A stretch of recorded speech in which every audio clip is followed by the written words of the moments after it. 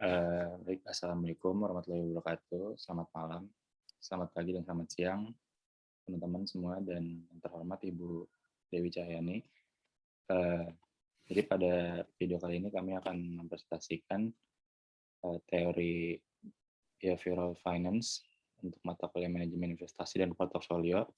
Kami dari kelompok 14, terdiri dari saya sendiri Nabil Syaputra Kasim dengan NIM 20 10 111 087 dan teman saya Gede Braspati Wirabagaskara dengan NIM 20 10 111 096.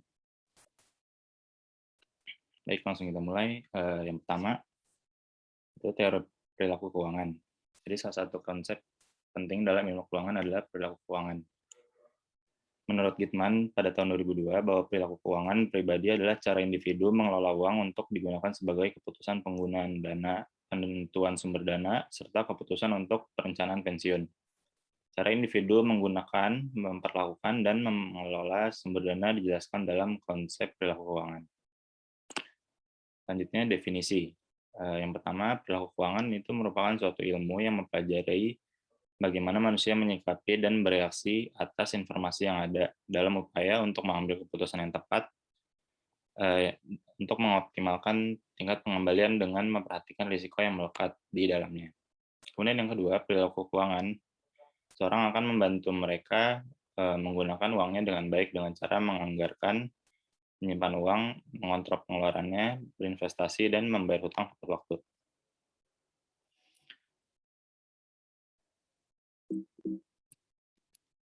Kemudian selanjutnya itu faktor yang mempengaruhi. Banyak faktor yang dapat mempengaruhi karakteristik perilaku keuangan individu, baik itu dari faktor internal maupun eksternal.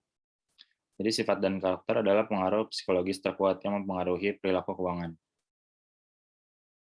Ini faktor-faktornya yang mempengaruhi perilaku keuangan individu antara lain pengetahuan keuangan atau financial knowledge, dan sikap keuangan yaitu financial attitude, tingkat pendapatan, kemampuan perhitungan, numerasi, dan kualitas pendidikan. Ini itu pengetahuan keuangan.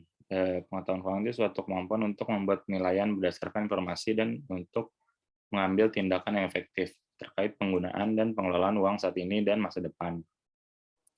Hal ini mencakup kemampuan untuk memahami pilihan keuangan, merencanakan masa depan, membelajarkan dengan bijak, dan mengelola tantangan yang terkait dengan peristiwa kehidupan seperti kehilangan pekerjaan, menabung untuk pensiun, atau membayar pendidikan anak. Dan selanjutnya itu gaya hidup. Gaya hidup itu merupakan metode hidup individu di mana mereka mengelola fisik, sosial, dan psikosomatik mereka dalam lingkungan ekonomi berdasarkan rutinitas sehari-hari. Gaya hidup adalah kombinasi dari motivasi, kebutuhan, inspirasi, dan keinginan yang mempengaruhi melalui beberapa faktor seperti keluarga, budaya, dan kelas sosial.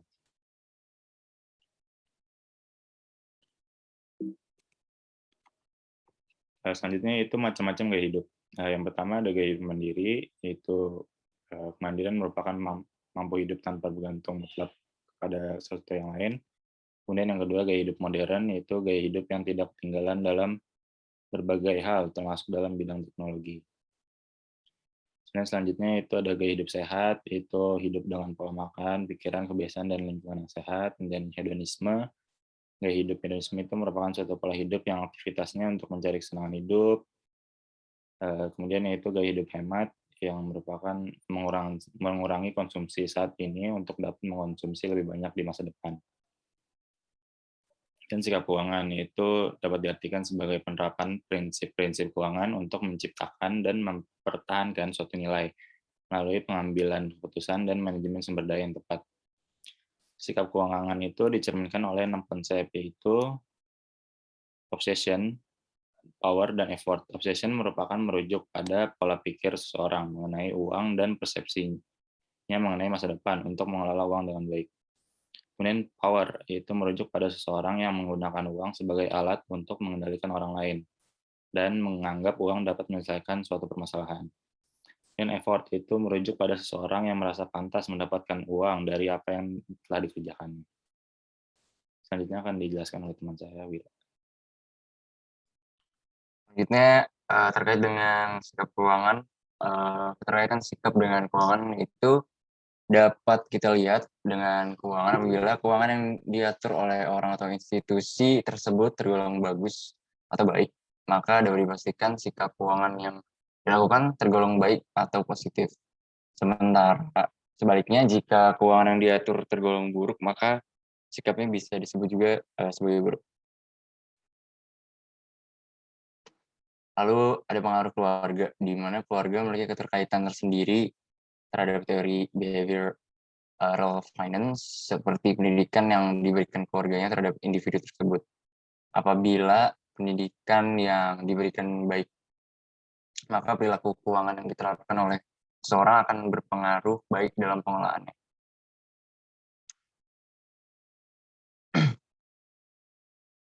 Selanjutnya investasi. Jadi investasi ini telah menjadi alternatif bagi mereka yang mencari keamanan finansial. Definisi investasi digambarkan sebagai tindakan atau pembelian sesuatu yang kemungkinan akan menghasilkan pengembalian di masa depan.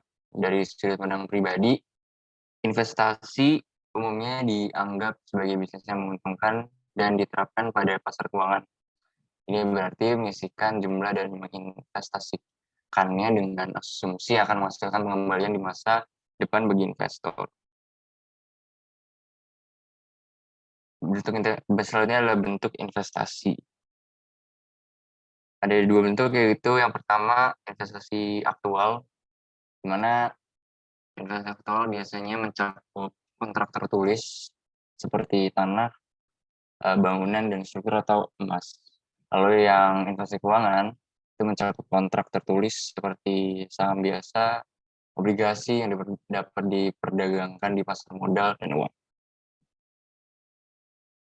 Lalu yang selanjutnya terkait dengan pengaruh dalam keputusan investasi.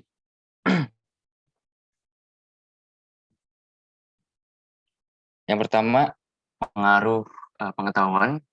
Penelitian yang dilakukan oleh Shaw et al. Dan Rob Cliff peraturan bahwa seseorang memiliki pengetahuan keuangan yang baik, maka tingkat keuangannya juga baik, dan perilaku keuangannya cenderung lebih baik daripada dengan termasuk pengetahuan keuangan yang lebih rendah.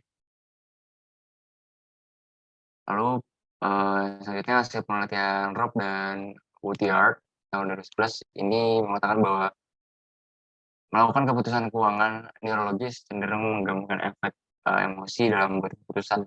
Jika sikap finansial dan spiritual dari keuangan individu baik, pengambilan keputusan investasi juga akan baik. Selanjutnya, pengaruh gaya hidup.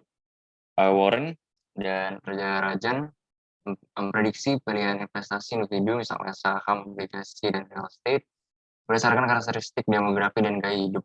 Milenial identik dengan rasa gengsi yang akan terpacu untuk berinvestasi di sektor apapun, sehingga memiliki kesan tersendiri di antara mereka. Bisa jadi hal yang baik bagi generasi muda untuk memulai berinvestasi di usia muda. Yang terakhir, pengaruh latar belakang keluarga. Penelitian Shimatal tahun 2010 menemukan bahwa status sosial ekonomi orang tua dikaitkan dengan sikap dan perilaku keuangan termasuk kesejahteraan finansial dan keterampilan finansial. Peran orang tua sangat penting untuk memotivasi dan mengajarkan anak-anak untuk memulai berinvestasi sejak dini. Terutama model dan gaya mendidik manual tentang bagaimana menangani uang secara bertanggung jawab. Sementara itu, status sosial ekonomi orang tua dapat digunakan untuk membantu dalam mengelola dan menginvestasikan uang. Sekian presentasi dari kelompok kami, kurang lebih mohon maaf. Wassalamualaikum warahmatullahi wabarakatuh.